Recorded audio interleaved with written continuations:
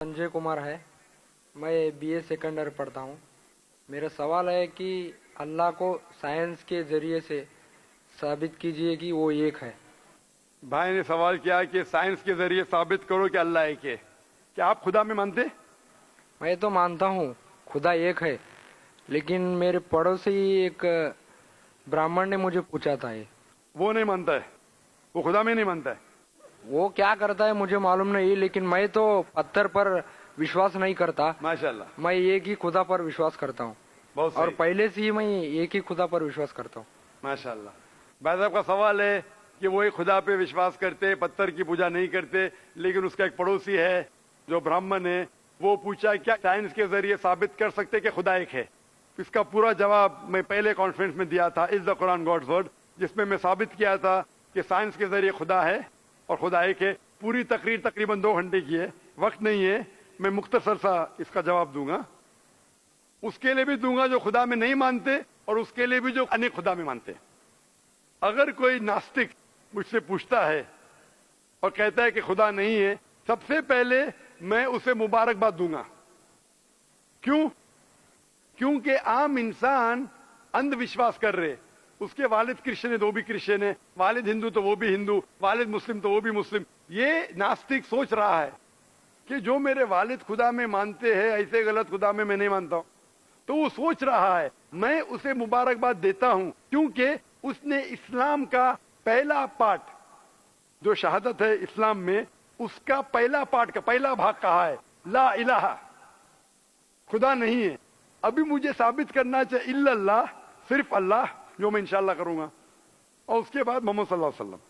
ये जो लोग नास्तिक होते हैं या जो साइंस में मानते हैं, जैसे आपके ब्राह्मण है, कुरान साइंस के ऊंचा है, लेकिन जब साइंस उनका मयार है तो मैं साइंस के जरिए साबित करूंगा इंशाल्लाह। जैसे मैंने पहले पूछा था, मैं इस साइंसदान से पूछूंगा कि कायनात कैसे वजूद में आए, तो वो कहेगा ये कायनात वजूद में आए जिसे कहते बिग बैंग।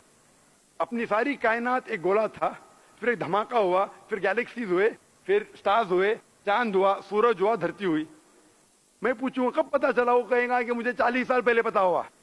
मैं कहूंगा ये तो मेरे कुरान मजीद में लिखा हुआ है 1400 साल पहले, सूरह अंबिया में, सूरह नंबर 21 आयत नंबर 30 में, अवलम यरल लज़ीना कफरू, क्या वो जो लोग झुटलाते हुए नहीं जानते, अन्ना समावाति वल अर्द, कि ये धरती और आसमान जुड़े हुए थे, कान अज़त कल फतनाहुमा, और एक धमाका हुआ और वो अलहदा हुए। ये जो आप कह रहे बिग बैंग, ये कुरान मजीद में 1400 साल पहले लिखा हुआ है, इसे कौन लिख सकता है? तो वो कहेगा हो सकता है ये फ्लूक है, फ्लूक गलती से आ गया। आर्ग्यू मत करो।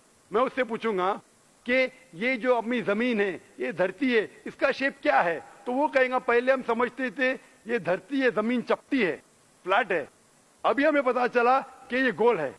तो मैं पूछू कब पता चला? वो कहेगा 1577 में सर फ्रांसिस ड्रेक जब जमीन के गोल सेल किए जहाज में, उसे पता चला कि दुनिया गोल है।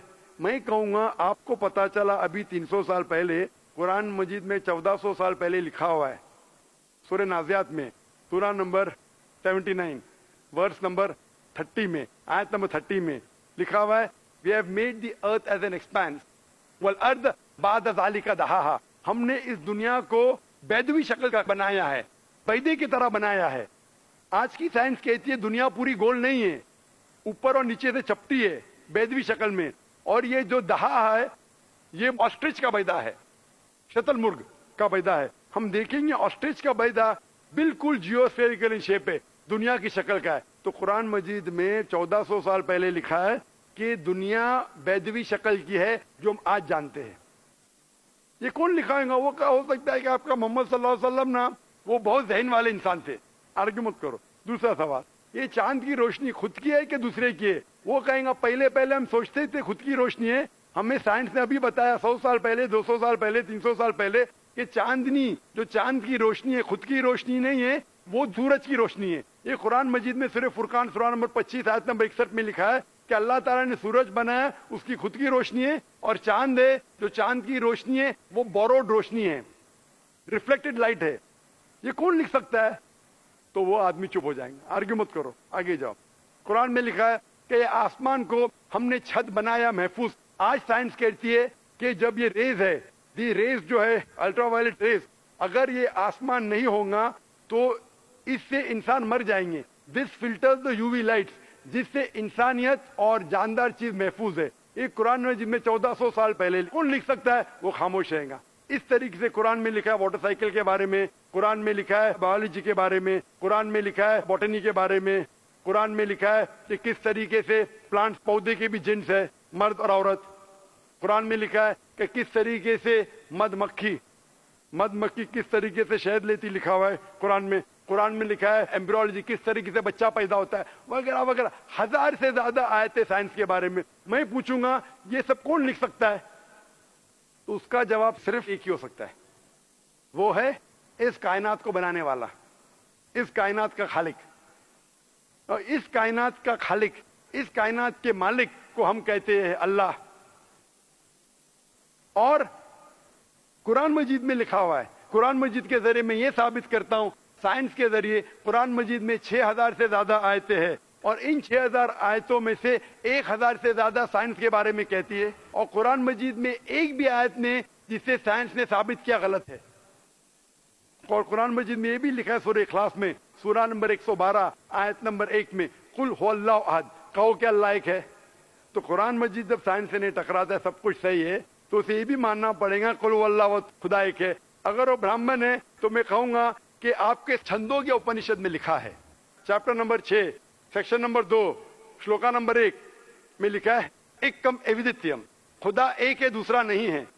آپ کے سوتا سوتا اپنشد میں لکھا ہے چیپٹر نمبر 6 شلوکا نمبر 9 میں ناچس کسیج جنیتا نچدیپا, اس ایشور کے کوئی والد نہیں, کوئی والدہ نہیں, اور کوئی رب نہیں, وہ سب سے اونچا ہے.